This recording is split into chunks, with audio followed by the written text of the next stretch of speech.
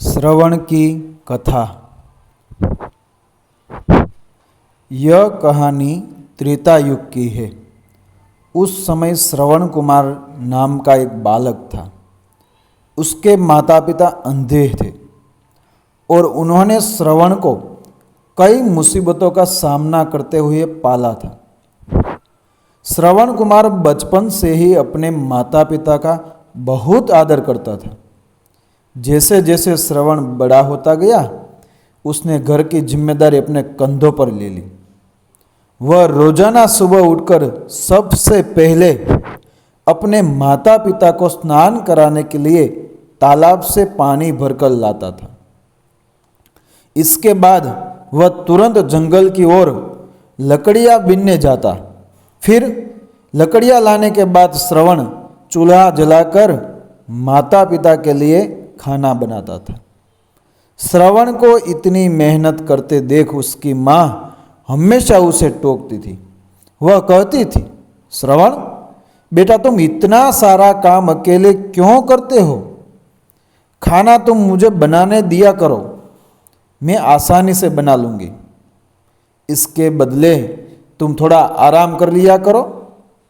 माँ की इन बातों को सुनकर श्रवण कुमार कहता, नहीं माँ, मैं ये सारे काम आप लोगों के लिए ही तो करता हूँ। भला अपने माँ बाप के लिए किए गए कामों में कैसी थकान? उल्टा मुझे तो खुशी मिलती है। श्रवण कुमार की इन बातों को सुनकर उसकी माँ भावुक हो गई। वो रोज भगवान से प्रार्थना करती कि हे प्रभु, इतना ध्यान रखने वाला श्रवण जैसा बेटा हर माता पिता के घर पैदा हो। श्रवण के माँ बाप नियमित रूप से भगवान की आराधना करते थे। वह उनके लिए फूल और पूजा की अन्य सामग्री लाता, फिर खुद भी बिना देर किए माता पिता के साथ पूजा में शामिल हो जाता। श्रवण कुमार धीरे धीरे बड़ा हुआ और जल्दी से घर के कार्यों को खत्म करके बाहर काम पर निकल जाता था। एक दिन श्रवण अपने माता पिता के साथ बैठा था। तभी उन्होंने श्रवण से कहा, बेटा, तुमने हमारी हर ख्वाहिश पूरी की है। अब हमारी केवल एक ही इच्छा है जिसे हम पूरी करना चाहते हैं। यह सुन श्रवण ने उनसे पूछा, ऐसी कौन सी इच्छा बाकी है जिसे आप पूरा करना चाहते हैं? आप केवल आदेश दें, मैं आपकी हर ख्वाहिश को पूरा करूंगा।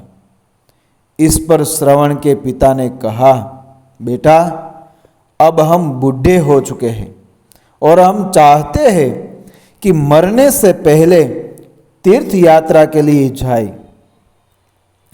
भगवान के शरण में जाकर हमें सुकून की प्राप्ति होगी। अपने माँ बाप की बात सुनकर श्रवण कुमार सोचने लग गया कि वह उनकी इस इच्छा को कैसे पूरा करेगा।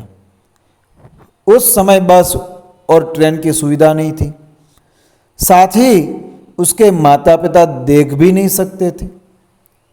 ऐसे में उन्हें तीर्थ यात्रा कराना भला कैसे संभव हो पाता?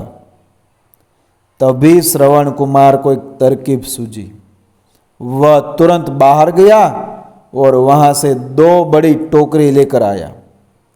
उसने उन दोनों टोकरियों को एक मजबूत डंडे में मोटी रस्सी के सहारे लटकाकर एक बड़ा सा तराजू बना लिया। फिर श्रवण कुमार ने उस तराजू में अपने माँ बाप को बारी बारी से गोद में उठाकर बैठा दिया। उसके बाद तराजू को अपने कंधों पर लेकर उन्हें तीर्थ यात्रा पर लेकर निकल पड़ा।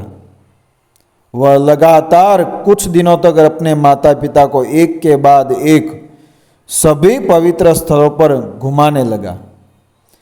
इस दौरान श्रवण कुमार ने अपने माता पिता को प्रयाग से लेकर काशी तक के दर्शन कराए। माता पिता को घुमाते समय श्रवण कुमार उन्हें उन जगहों के बारे में भी बताते चलता था, क्योंकि वह आंखों से उस दृश्य को नहीं देख सकते थे। अपने बेटे की मेहनत को देख उसके माता पिता बहुत खुश थे। उन्होंने एक दिन श्रवण से कहा, बेटा, हम देख नहीं सकते, लेकिन कभी भी हमें इस बात का दुख नहीं हुआ। तुम हमारे लिए हमारी आंखें हो। तुमने हमें जिस तरह सारे पवित्र स्थानों की कथा सुनाकर उसके दर्शन कराए, ऐसा लगता है जैसे कि हमने सच में प्रभु के दर्शन अपनी आंखों से किया हो। अपनी माता पिता की बातें सुनकर श्रवण ने कहा, आप लोग ऐसी बातें न करें। बच्चों के लिए माता पिता कभी भी बोझ नहीं होते। यह तो बच्चों का धर्म होता है। एक दिन श्रवण कुमार आराम करने के लिए अयोध्या के पास अपने माता पिता के साथ रुका। तभी उसकी मां ने पानी पीने की इच्छा जताई। श्रवण को पास में एक नदी दिखाई दी।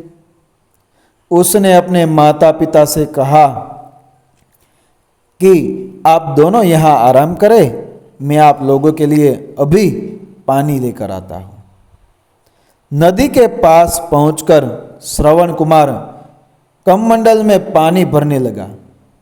उसी जंगल में अयोध्या के राजा दशरथ भी शिकार के लिए पहुंचे थे। पानी में हलचल की आवाज़ सुनकर उन्हें लगा कि कोई जानवर पानी पीने आया है। उन्होंने बिना देखे केवल ध्वनि सुनकर ही अपना तीर चला दिया। दुर्भाग्य से वह सीधे श्रवण कुमार को लग गया। तीर लगते ही वह चीख पड़ा। इसके बाद राजा दशरथ जब अपने शिकार को देखने पहुंचे तो वहां श्रवण था। वो तुरंत श्रवण कुमार के नजदीक पहुंचे और कहा, मुझसे बहुत बड़ी भूल हो गई, मुझे माफ कर दीजिए। मुझे बिल्कुल नहीं पता था कि यहाँ कोई मानव होगा। मैं इस गलती का पश्चाताप करने के लिए क्या करूं कि तुम मुझे माफ कर दो। तभी कराहते हुए श्रवण कुमार ने कहा, यहाँ से थोड़ी ही दूर जंगल में मेरे माता पिता बैठे हैं। उन्हें काफ़ी प्यास लगी है। आप उन तक यह पानी पहुंचा दीजिए और मेरे बारे में उन्हें कुछ भी न बताइए। इतना कहते कहते श्रवण कुमार की सांसें रुक गई। श्रवण कुमार की मौत से राजा दशरथ सुन पड़ गई। किसी तरह वो श्रवण कुमार के बताए अनुसार जल लेकर श्रवण कुमार के माता पिता के पास पहुंचे। श्रवण के माता पिता अपने बेटे की आहट को बखूबी पहचानते थे। जब राजा दशरथ उनके करीब पहुंचे तो उन्होंने आश्चर्य से पूछा, तुम कौन हो और हमारे श्रवण को क्या हुआ? वह क्यों नहीं आया? राजा दशरथ उनके सवालों का जवाब नहीं दे पाए। उन्होंने चुपचाप पानी उनकी तरफ बढ़ा दिया। तभी श्रवण की मां ने चिंतित स्वर में जोर से कहा, तुम कौन हो और मेरा बेटा कहाँ है? ये बताते क्यों नहीं हो? श्रवण की मां की चिंता देखकर राजा दशरथ ने कहा, मां, मुझे माफ कर दीजिए। शिकार करने के लिए मैंने जो तीर चलाया था वो सीधे आपके बेटे श्रवण को जा लगा। उसने मुझे आप लोगों के बारे में बताया, इसलिए मैं यहाँ पानी लेकर चला आया। इतना कहकर राजा दशरथ चुप हो गए। राजा दशरथ की बात सुनकर श्रवण की मां जोर जोर से रोने लगी। उन दोनों ने अपने बेटे की मौत के गम में राजा दशरथ के लाए हुए पानी को हाथ तक नहीं लगाया।